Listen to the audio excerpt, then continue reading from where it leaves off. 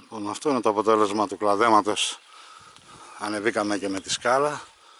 Χοντρά κλαδιά δεν κόψαμε με το αλυσοπρίωνο, το οποίο είναι πάρα πολύ εύχριστο.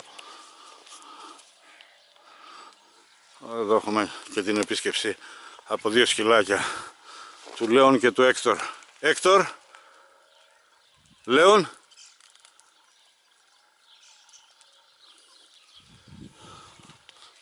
Έχουν έρθει και άλλα.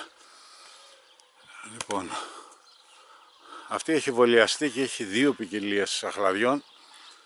Δεν θυμόμαστε βέβαια, εδώ πρέπει να είναι μπόλιασμα σε αυτό το σημείο. Έχουν περάσει χρόνια, αλλά και οι 2 ποικιλίες βγάζουν καλά αχλάδια.